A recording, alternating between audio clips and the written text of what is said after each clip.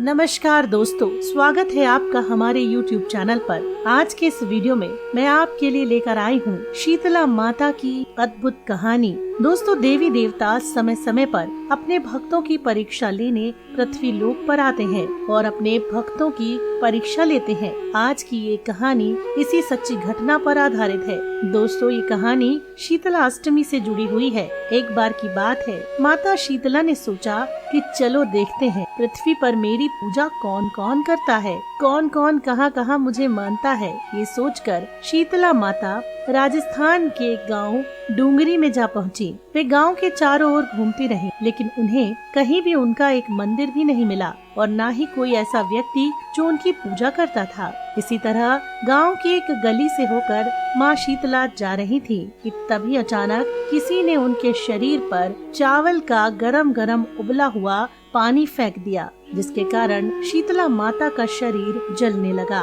और उनके शरीर पर फफोले पड़ गए और दर्द के मारे वे इधर उधर भागने लगी। दर्द के मारे वो चिल्लाने लगी, अरे मेरा शरीर जल रहा है, कोई मेरी मदद करो।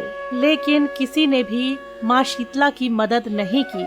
उसी गांव में अपने दरवाजे पर एक कुम्हारन बैठी थी। कुम्हारन ने देखा कि बूढ़ी माई जल गई है, उसके पूरे शरीर में तपन है, पूरे शरीर पर फफोले पड़ गए हैं, वो तपन को सहन नहीं कर पा रही है। तब उस कुम्हारन को दया आई और उसने कहा, अरे माई, तुम यहाँ आकर बैठ जाओ, मैं तुम्हारे शरीर पर ठंडा पानी डालती हूँ। फिर उस कुम्हारन ने शीतला माता के ऊपर एक करवे से ठंडा पानी डाला और उसके बाद वो माई से बोली, अरे माई, मेरे घर में रात की बनी हुई राबड़ी रखी है, ऐसा करो तुम उसे खा लो। फिर उस माई ने उस कुम्हारन के घर में रखी बासी ठंडी राबड़ी खाई, जिससे उनके तपते शरीर को ठंडक मिली। इसके बाद माई ने कहा, अरे बेटा, मेरे सर में जुएं पड़ गए हैं, तू मेरे सर के जुएं निकाल दे। कुम्हारन ने बूढ़ी अम्मा की मदद करने के लिए उसके सर से जुएं निकालने शुरू कर दिए। कुम्हारन सर से जुएं निकाल ही रही थी कि तभी उसको उस बूढ़ी के सर के पीछे एक और आँख और मुंह दिखाई दिया। सर के पीछे एक और आँख देखकर कुम्हारन तो डर गई और डर के मारे वहाँ से भागने लगी। तभी शीतला माता ने उसको रोका और कहा, अरे बिटिया, मैं कोई चुड़ैल या भूत नहीं हूँ, मैं शीतला माता हूँ। मैं तो ये देखने आई थी कि कौन मेरी पूजा करता है, कौन मुझे मानता है। और तभी शीतला माता अपने असली रूप में प्रकट हुई। शीतला माता को असली रूप में देखकर कुम्हारन भावुक हो गई और रोने लगी। शीतला माता ने पूछा कि तुम क्यों रो रही हो बेटी? तब कुम्हारन ने हाथ जोड़कर कहा, अरे माता, मेरे घर के चारों ओर, मेरे घर में चारों तरफ दरिद्रता फैली हुई है, मैं अब आपको कहाँ बिठाऊं? मेरे घर में तो ना चौकी है, ना ही आसन है।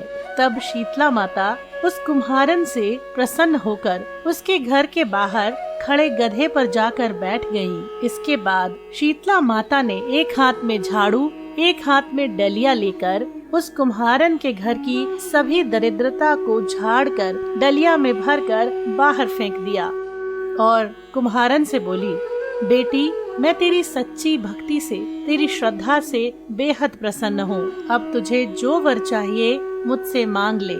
तब कुम्हारन ने कहा हाथ जोड़कर, हे माता, अब आप इसी गांव में विराजमान हो जाएं। जिस तरह माता आपने मेरी दरिद्रता दूर करी है, उसी तरह आप इस गांव के, इस शहर के लोगों की दरिद्रता को भी दूर करें। जो भी व्यक्ति फागुन मास की अष्टमी पर आपकी पूजा करे, आपको ठंडा जल और बासी भोजन का भोग लगाए, उसके घर की दरिद्रता आप दूर करें।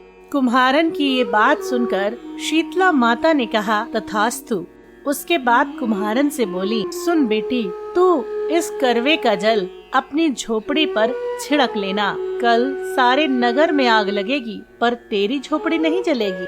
और इतना कहते ही शीतला माता वहाँ से अंतर ध्यान हो गई और कुम्हारन ने वैसा ही किया जो शीतला माता ने उससे करने को कहा था।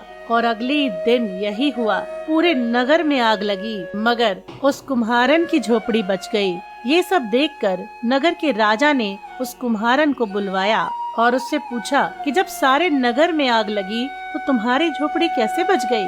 उस कुम्हारन ने राजा को माँ शीतला वाली पूरी बात बताई और उस दिन के बाद से नगर के राजा ने नगर में माँ शीतला का मंदिर बनवाया और पूरे नगर में ऐलान करवा दिया कि अब से माँ शीतला की पूजा जरूर की जाए। साथ ही ये भी ऐलान करवाया गया कि हर शीतला अष्टमी के दिन गांव में चूल्हा नहीं जलेगा।